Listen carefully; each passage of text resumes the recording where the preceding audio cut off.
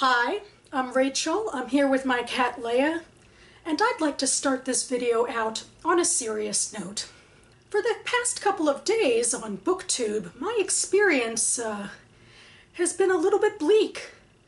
Unfortunately, a certain member of our community has decided to engage in BookTube drama and instigate a smear campaign against me and my cat by claiming that we took part in a presidential assassination which happened years before either of us were even born. This behavior is very immature and very unprofessional, especially seeing as this particular individual is a professional book reviewer. I mean, look at that face. Look at that putum. Or you could, but she just turned around. Does that seem like someone who could be involved in something bad? I don't think so. Anywho, well, thanks to Steve Donahue paying me an extra bit of attention, I seem to have more subscribers here and on Goodreads. So, welcome. Thanks for joining me. I hope you like what you see.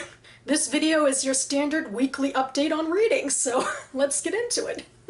The first book I finished this week was A Horse Walks into a Bar by David Grossman. This book was the Man Booker International winner this year, and my book club will be reading it next month. And I wasn't all that impressed by it, even though, as I've said in another video, I still think his book To the End of the Land is my favorite read of this year. And I can see some parallels between what he did in that book and what he did in this book. It's this magical realist conceit of sorts, where he takes his main character out of reality or out of real time and puts them into a situation where they can confront their entire lives in a way. But it made a lot more sense to me in To the End of the Land.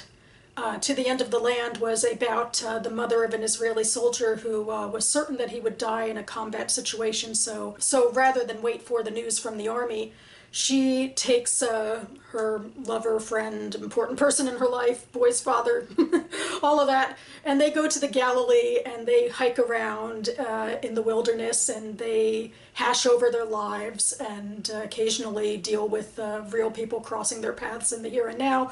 But it just worked for me. It was also 3 times the size of this book, so you really get to go in deep with the characters. Whereas this book is about a man who does a stand-up comedy show, which isn't actually all that comic. It's really an excuse for him to tell a part of his life story about when he lost his mother as a teenager and found out about it during a youth camp and then was driven to Jerusalem for the funeral, and delving into his feelings about his parents who were Holocaust survivors and about his life, and the bus driver was telling jokes to lighten the mood a little bit, so it became this sort of bewildering tableau.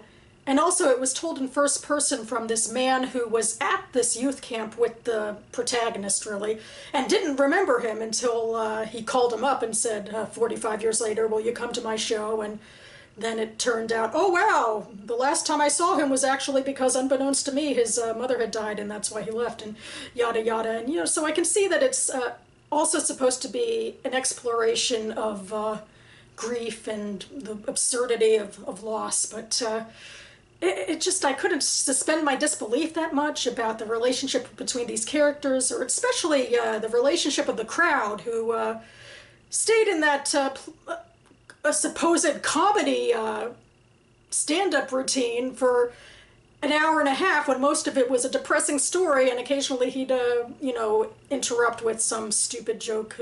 Anyway, I thought a lot about what I like about comedy shows that I watch on TV, even though this didn't necessarily have a lot to do with that. It was just sort of this setup that Grossman set up so that this character could unload on this past experience, and yeah, it just didn't really work for me, and I have a feeling it's not going to work for a lot of people in my writing group either, so I wonder very much what our talk in September will be like. This next book is Surrender Dorothy by Meg Wolitzer.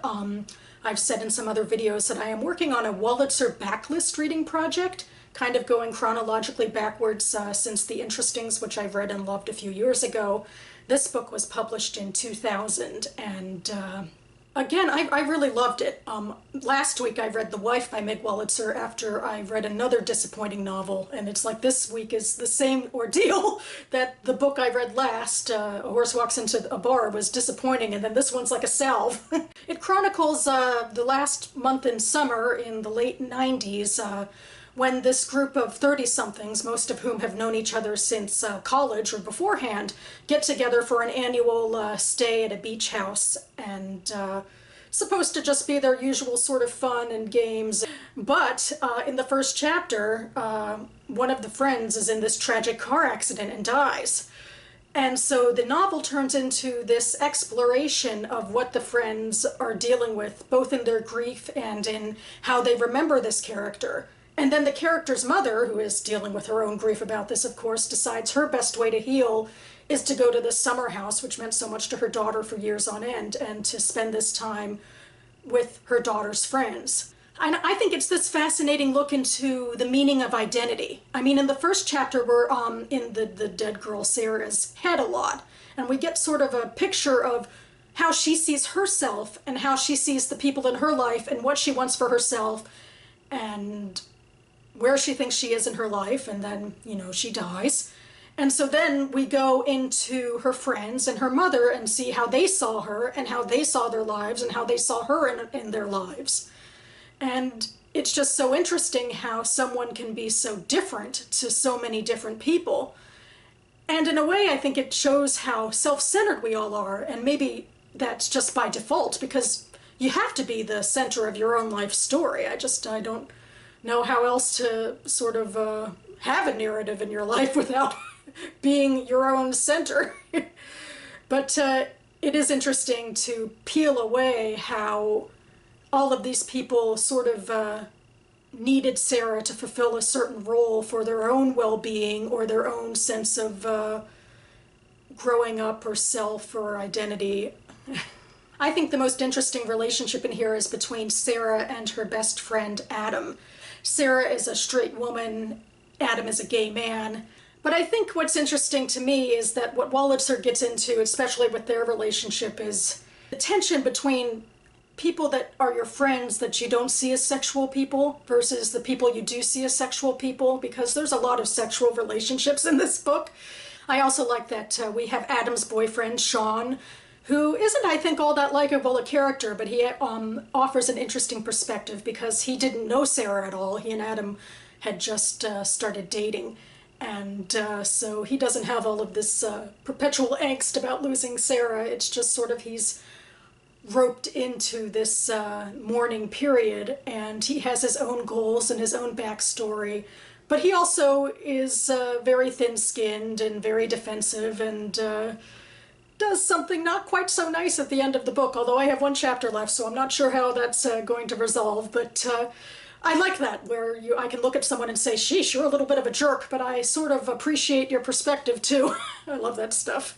Yeah, I just love Meg Wolitzer, and the final thing I think I'll say, because I've rambled on way too much about this book, is one thing I really do like is how Surrender Dorothy is this inside association for Sarah and her mother, where they both love Wizard of Oz, and so had decided just, you know, on a whim to start saying Surrender Dorothy when they answer the phone. I really appreciate that, you know, Wolitzer's reminding us that there's these inside associations that don't really mean a whole lot in a grandiose way, but it's a way of connecting the dots in a relationship and fortifying relationships with people. Woo! So another thing I finished this weekend was book 3 of Return of the Native by Thomas Hardy. This is my buddy read with Curtis from Curtis Books and Films. We are reading a book a week, and I'm really liking this. This book focuses a lot on the relationship between Clem and Eustacia. I think they'd be our main couple, although there's some others. And one thing I found rather interesting about this is that I didn't think there was a lot of build-up in their romantic feelings about each other at all.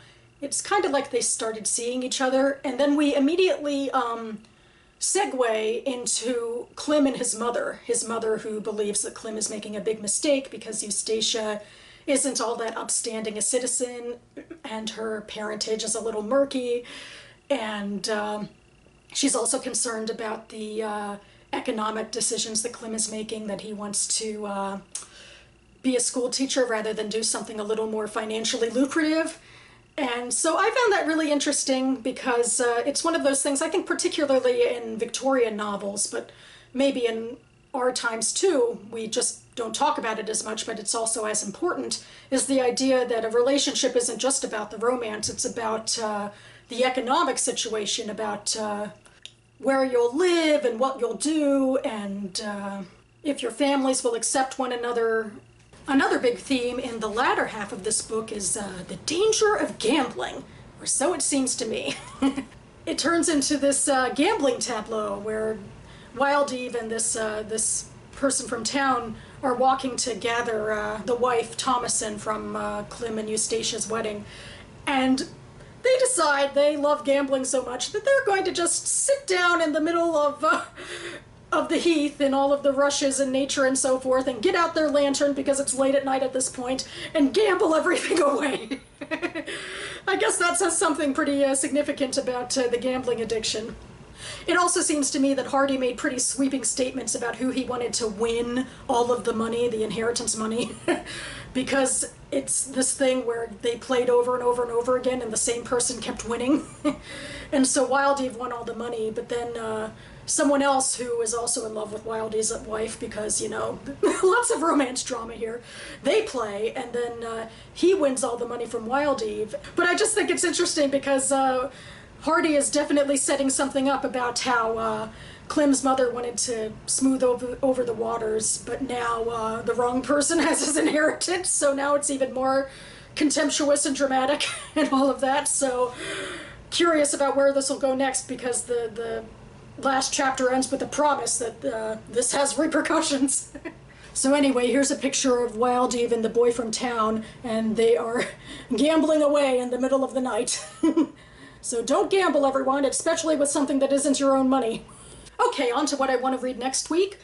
This one I'm going to start very, very soon. It is All the Rivers by Dorit Rabinyan, and translated from the Hebrew by Jessica Cohen, who, by the way, I'll mention, also translated A Horse Walks into a Bar, and also a bunch of other Hebrew fiction that I read and love more than I loved A Horse Walks into a Bar, so no judgment there.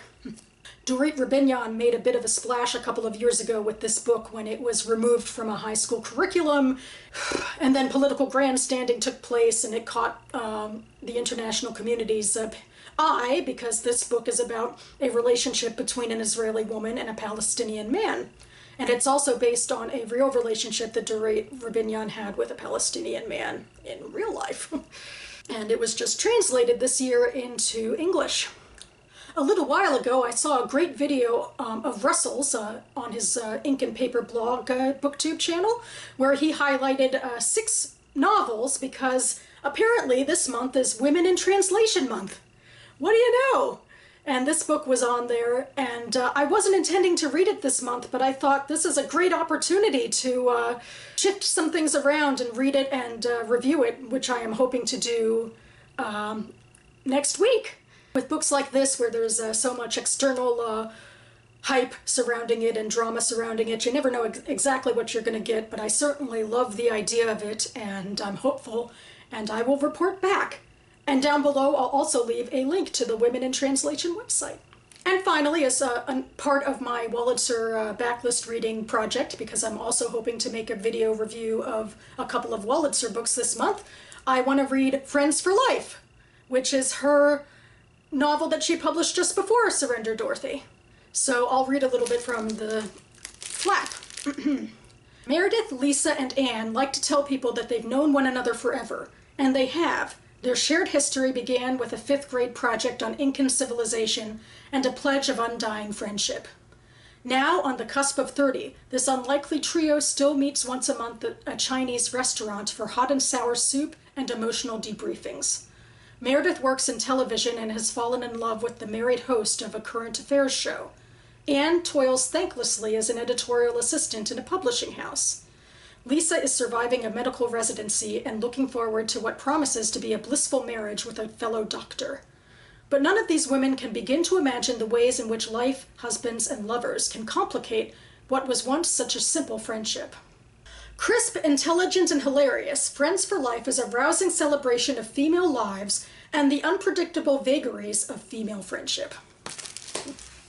A novel about female friendships and how they change in their 30s? I don't know why I wouldn't love this. I'm a big fan of Wolitzer. I just love how she goes into the female mind and female relationships, both sexual and otherwise. I already rambled on enough about that before, so yeah, definitely looking forward to this one. So that about covers it for me now. I'd love to know what you've been reading and plan to read, if it's for Women in Translation Month or a favorite author or any other reason. Don't listen to what Lion Steve has to say about me and my cat. We're wonderful and peaceful people and felines. Look at that put 'em. So thanks so much for watching. I'll see you next time.